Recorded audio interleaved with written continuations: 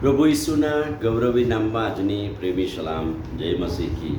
Praise lord, hallelujah. મિત્રો, આપણે પુનરુત્થાન પછી પ્રભુએ આપેલા દર્શન, તારણ, તેડાની વાત યાદ કરીએ છીએ. 40 દિવસોમાં પ્રભુએ ફરીને જે દર્શન તેડું કાપ્યું શિષ્યોને, અને ગઈકાલ પરમ દિવસથી આપણે જોઈએ છીએ કે પિત્તર ભાઈઓની વચમાં ઊભો થઈ અને એણે જે જવાબદારી લીધી, લીડરશિપ લીધી, અને હવે એ જે કામ કરી રહ્યો છે એમાં બધા જ ભાઈઓનો સપોર્ટ અને સાથ છે. અને અગત્યની વાત કે તેમણે યહૂદા ઇસ્કારિયોતની જગ્યા ભરી, અને એમાં આપણે જોઈએ છીએ કે માથિયાસના નામની ચિઠ્ઠી નીકળી અને પ્રાર્થના સાથે પ્રેરિત પદમાં યહૂદાની જગ્યાએ એને મૂક્યો. એટલે પ્રેરિતોના કૃત્યો 1 અધ્યાય 22થી અંત સુધી એ આપણે જોયું. અને એમાં એક અગત્યની વાત, પુનરુત્થાનના સાક્ષી થવું જોઈએ.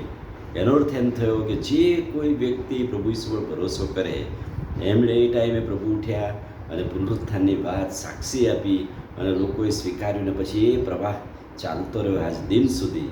પુનરુત્થાનના સાક્ષી આજે સવારે આપણે થવું જોઈએ. અને એટલે પ્રેરિતોના કૃત્યો 1 અધ્યાય અને 22મું વચન છે કે પુનરુત્થાનના સાક્ષી કોણ બની શકે.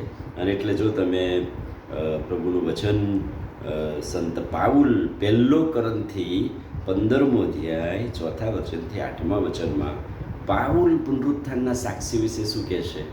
પાઉલ કહે છે કે ધર્મશાસ્ત્ર પ્રમાણે ખ્રિસ્ત મરણ પામ્યા, ધર્મશાસ્ત્ર પ્રમાણે તેમને દાટવામાં આવ્યા, તેઓ ઉઠ્યા અને ત્રીજે દિવસે ઉત્થાન થયું. પિત્તરને, શિષ્યોને અને ઘણી બહેનોને, ઘણા બધાને દર્શન આપ્યું. ને એમ કહે છે કે 12 શિષ્યોને દર્શન દીધું, ને એક જગ્યાએ 500 કરતાં વધારે લોકોને પુનરુત્થાનનો દર્શન કે સંદેશ મળ્યો, અને આ લોકો પુનરુત્થાનના સાક્ષી થયા.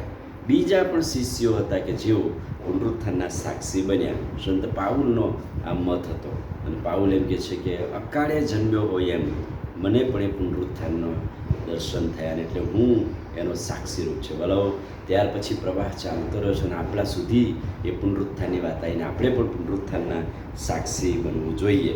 યોહાન શું કહે છે? યોહાનનો મત શું છે?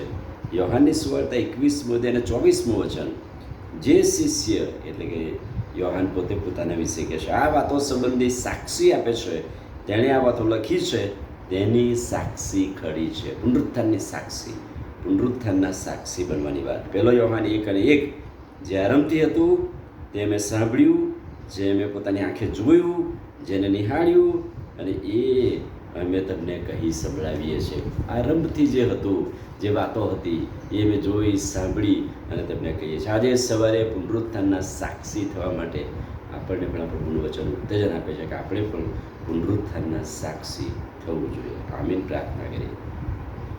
વાલા પ્રભુ, આજે સવારે તમારા ખાતરીદાયક અદ્ભુત વચન માટે આભાર. વચનના પ્રકાશમાં અમને દોરો, અમને તમારું સામર્થ્ય અને તમારી કૃપા આપો. પ્રભુ ઈસુને લીધે આ પ્રાર્થના કરીએ છીએ. સાંભળોને માન્ય કરો. આમીન. God bless you.